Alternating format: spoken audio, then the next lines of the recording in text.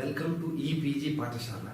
I am Professor Ganesha Somayaji from Goa University speaking to you on Emile Durkheim's theory of education. Among the three classical thinkers who are regarded as the founders of modern sociology, Emile Durkheim is the only thinker who directly contributed to the theory of education. Other two sociologists did not speak directly on education. They used education as a medium to explicate their ideas on modernity, modernization, and social crisis.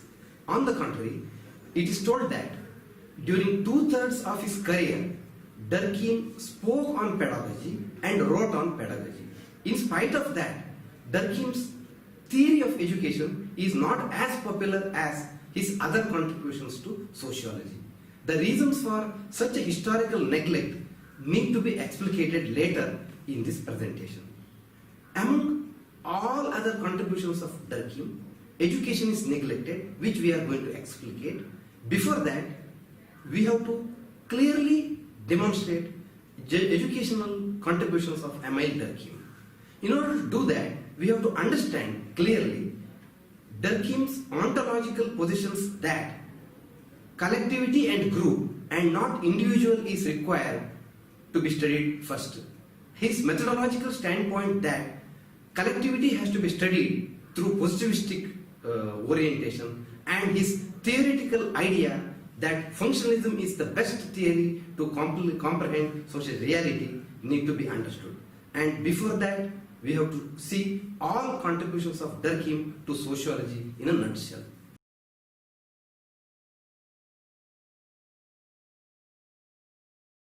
Let us introduce Durkheim's major contributions to sociology by looking into historical background of Durkheim's work first. Sociology, more than any other social science, was influenced by the social environment in which it emerged and developed. While Comte's intellectual theorizing was a reaction to the intellectual ideologies of the French Revolution and Enlightenment, Durkheim's theoretical interests were rooted in the political climate that was prevalent in France between 1870 and 1895. The 19th century was a century of huge setbacks for France. Defeat in the Franco-Prussian War, the long depression that culminated in financial losses exacerbated by obstacles in the wine and silk business, all this led to a decline in national unity. From 1880, France began to rebuild her national unity with stress on science and social progress and an emphasis on individualism and autonomy of individual in society.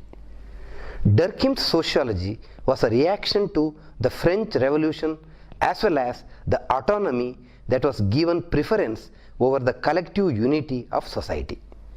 Durkheim took a strong anti-individualistic stance. He opined that the tendency to place the individual ahead of society threatened the cohesion of social institutions by obscuring the unifying nature of the collective order. Let us look into theoretical works of Emile Durkheim at this background. The academic rigor that Durkheim introduced to sociology was evident in the magnitude and range of his theoretical works. These include his doctoral thesis, The Division of Labor in Society, published in the year 1893, and other subsequent works such as The Rules of Sociological Method, 1894, The Suicide, 1897, and The Elementary Forms of Religious Life, 1912. He also founded the first sociological journal, La Année Sociologique, in 1896. The central concern that Durkheim addressed in The Division of Labor in Society was how can the individual, while becoming more autonomous, depend even more on society. In The Rules of Sociological Method, Durkheim outlined the legitimacy of sociology as an independent academic discipline. He carefully outlined what sociology studied and how it was studied.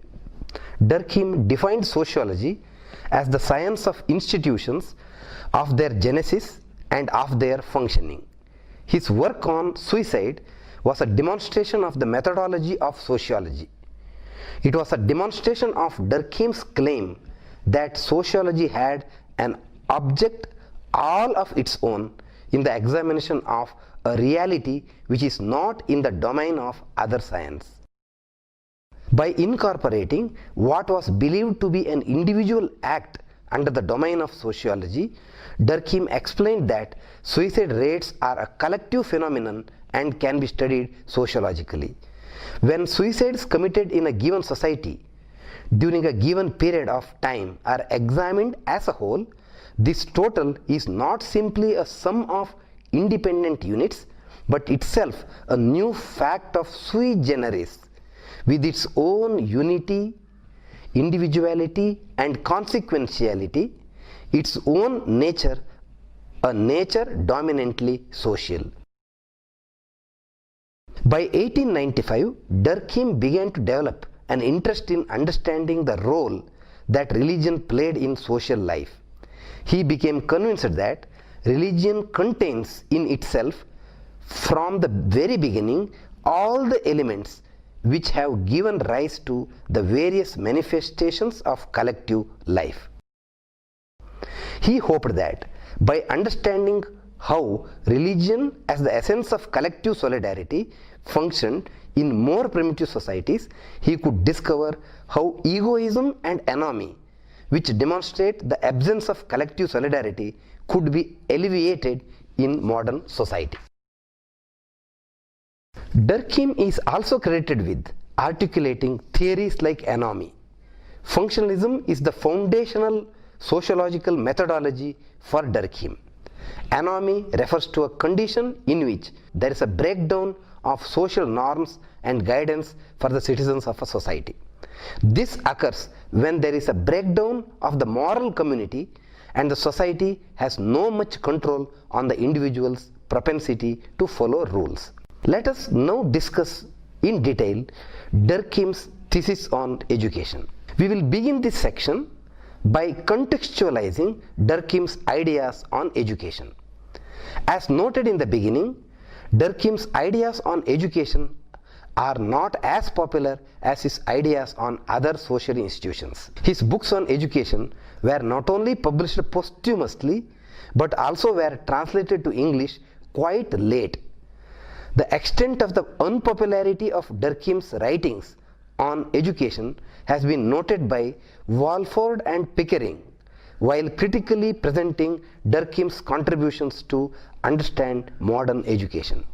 The opening sentences of their introduction to the edited volume on Durkheim's contribution to modern education start with noting the unpopularity of Durkheim's work on education. I quote, "Of all the social areas that Durkheim examined, or the subdisciplines that he developed, the least referred to has been that of education. This was the case amongst his own disciples who constituted the ane-sociologic group, and the same lack of interest continues amongst scholars today. The subjects of methodology, religion, morals, epistemology, suicide, the division of labor, law, and so on have given rise to comment, criticism, praise, and development. Not so the Cinderella of them all, education." Unquote.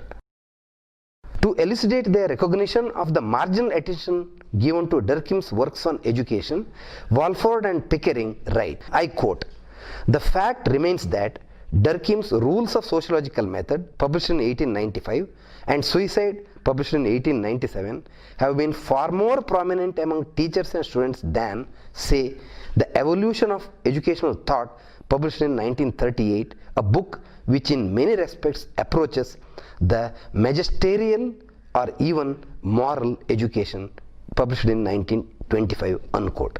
Though his works on education were published posthumously, it must be noted that Durkheim taught pedagogy along with sociology all through his life. Fauconnet, who succeeded Durkheim's academic position, has written an introduction to Durkheim's posthumous publication, Education and Sociology. He notes that in the Faculty of Letters at Bordeaux from 1887 to 1902, Durkheim gave a weekly 1-hour lecture on pedagogy. Throughout his life, he dedicated 2/3 of his teaching to pedagogy. The pedagogic lectures were attended by the public, primary school teachers and the students of the École Normale Supérieure. In Fauconnet's view, Durkheim approached education as a social fact, and his theory of education is an essential element of his sociology. The reasons for non-recognition of Durkheim's contributions to educational sociology in general and the theory of education in particular may be traced to the late translations of his works on education to English on the one hand, and non-publication of many of his lectures on pedagogy. When Ottaway published his seminal essay on the educational sociology of Emile Durkheim in the British Journal of Sociology in the year 1955, none of his books on education had been translated into English. Notwithstanding the delay in the circulation of Durkheim's education-related thoughts to mainstream of sociology of education, Ottaway considers Durkheim as the founder of educational sociology. Though Durkheim articulated his views at the beginning of the 20th century, his writing appears fresh and contemporary. His approach to education and pedagogy act as a lively stimulus and offer a methodology to the thought and practice of modern educators. Ottaway, under 5 themes, discusses the linkages between Durkheim's ideas on education and his sociological thought. 1. Education as a social fact. 2. Education as the transmission of cultures. 3. Moral education. 4. Pedagogy and sociology, the theory of education. And 5. The function of educational sociology. Let us consider in detail each of these themes. The first theme is education as a social fact. In his usual style, Durkheim started to discuss the phenomenon of education by attempting to define it as a social fact. The opening essay of the book, Education and Sociology, is on education, its nature and role. Discusses the meaning of education, where he considers education as a social fact. Incidentally, this was his opening lecture at the Sorbonne in the year 1902. He begins by considering education as something essentially social in nature, origin and functions, and therefore the theory of education relates more closely to sociology than to any other science. He opposes the idea of one perfect and ideal educational system for all societies. Education has varied in each epoch, Durkheim argues, because each society has to have the system of education that corresponds to its needs and reflects the customs and beliefs of the day-to-day life. Education, which is determined by the society in which it is practiced, can be studied by the scientific methods of sociology. Durkheim sees education as being composed of real social facts that could be studied like any other social facts detailed in his Rules of Sociological Method. Furthermore, the method Durkheim advocates to study social facts relating to the educational process is largely a historical observation approach. The second theme is education as socialization process or the transmission of culture. The main role performed by education is highlighted by the definition of education which Durkheim gives after examining the existing definitions and the historical context. I quote Durkheim, "Education is the influence exercised by adult generations on those that are not yet ready for social life. Its object is to arouse and to develop in the child a certain number of physical, intellectual and moral states which are demanded of him by both the political society as a whole and the special milieu for which he is specifically destined." Unquote Durkheim. From this definition, it follows that education consists of methodical socialization of the younger generation. As per this theory, each of us consists of two beings, our individual being and social being. The latter is, quote, a system of ideas, sentiments and practices which express in us not our personality but the group or different groups of which we are part. These are religious beliefs, moral beliefs and practices, national or professional traditions, collective opinions of every kind. To constitute this being in each of us is the end of education, unquote. In all this part of his thought, Durkheim appears to be describing the function of education as a means of transmitting the ways of thinking, acting and feeling as members of society, which Ottaway considers as culture transmission. Durkheim would call such culture transmission as transmission of collective representations which reflect different aspects of the social reality. The collective consciousness or the collective mind, which is derived from the interaction and combination of individual consciousness and at the same time enters into, changes and develops the individual being into a social being. The relation between individual and the group through conscience collective becomes clear when Durkheim analyzed the social character of learning. Quote Durkheim, "The individual in willing society wills himself. The influence that it exerts on him, notably through education, does not at all have as its object and its effect to repress him, to diminish him, to denature him, but on the contrary, to make him grow and to make of him a truly human being," unquote Durkheim.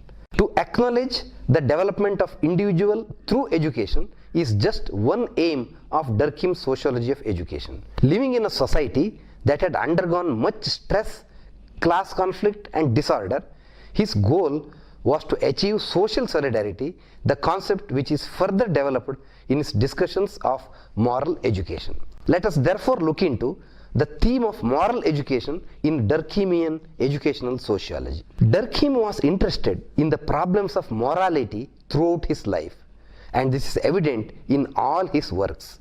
As a result, he attached importance to the moral development of the young. The ideals of the Third Republic in France were inclined towards secularization of the society by gradually separating the state from the church.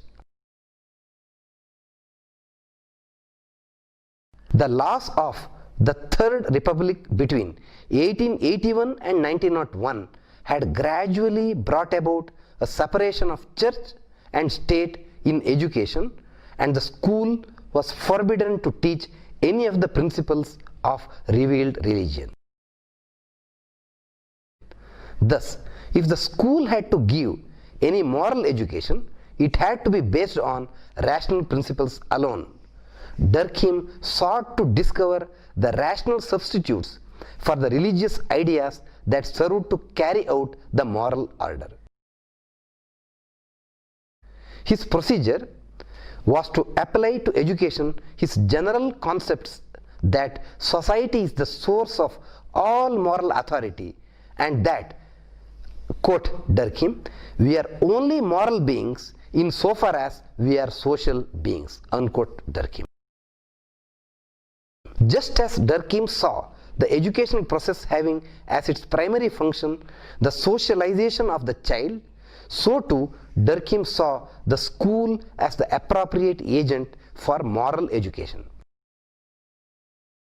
The function of morality is to determine the rules of conduct, and its primary element is the spirit of discipline. Durkheim places greater responsibility on the school teacher. In his opinion, discipline at school must be stricter than in the home, and it all depends on the schoolmaster by whose authority the rules are revealed, who must himself be duty incarnate and personified. The master is the representative of the authority of society, and in the same way as the priest is the interpreter of God, he is the interpreter of the great moral ideas of his time and of his country. Durkheim, quoted in Ottaway. Discipline in the class is not, for Durkheim, simply a method for the teacher to keep order. It is an instrument for developing morality. Discipline does not mean regulation of each and every activity of the child. It is the responsibility of the teacher to inspire the child to be dutiful from within. Only when the child comes to obey the rules willingly, and only then is his compliance truly moral. Durkheim sees the role of the teacher as a primary factor in developing the spirit of discipline in the child. With regard to punishment, Durkheim's methods are again humane and certainly enlightened for the time in which he lived. He was against corporal punishment. For Durkheim, one of the chief aims of moral education is to inspire in the child a feeling of dignity of man. Not only must we eschew corporal punishment, but all kinds of punishment that might injure the child's health must be forbidden. Depriving him of the playtime should only take place with greatest discretion, and it should never be completely cut off. The essence of punishment for Durkheim is not to inflict suffering on the individual, but for the person to receive the disapproval and blame of the social group with an intention to reaffirm the respect and maintain the authority of the rules. As a functionalist sociologist, we have to consider Durkheim's ideas on the functions of educational sociology. Though one can reasonably consider Durkheim as the founder of educational sociology, as mentioned in the beginning, his ideas on education received very little attention outside France for many decades after him. In line with these methodological principles, Durkheim had prepared a program of action for sociological studies in the field of education. Commenting on these lines, Ottaway has identified 4 such functions of educational sociology which are based on practical principles in line with Durkheim's methodology. These are in fact research problems from the functionalist vantage point. The first is determination of the present social facts of education and their sociological functions. Second is determination of the relation of education to social and cultural change. Third one is to study the comparative sociology of education. Fourthly, the study of the school itself as a social group and in relation to other social groups. Apart from these functionalist research questions identified by Ottaway, functionalist orientation to education is useful for answering questions relating to the role of education in modern society and the relationship between education and other social institutions in modern societies. In this presentation, we came to know that Emile Durkheim has made direct contributions to sociology of education. In spite of these direct contributions, why he is not recognized as a sociologist of education in contemporary times, and why his other contributions are more popular than his educational contributions, we have to look into the historical background of this fact. Durkheim's writings on sociology of education were not published during his lifetime. Throughout his life, he gave lectures on teaching, pedagogy and the role of education in society to trainee school teachers. And after his death, his 3 classic books on education were translated into English. His books carry interesting educational sociological titles like Moral Education, Education and Sociology, have been translated into English only after Second World War, and hence educational ideas of Durkheim are introduced to the English-speaking world very lately. In spite of this, Ottaway, a commentator on sociology of education, considers Durkheim as the founding father of educational sociology. Durkheim's theoretical contribution to education hailed from his utilization of education as an institution to strengthen solidarity and integrity in modern society. Though Durkheim's functionalist analysis of education is related to the French society of his times, even to this day, Durkheim's proponents and opponents are guided by his functionalist contribution to educational sociology.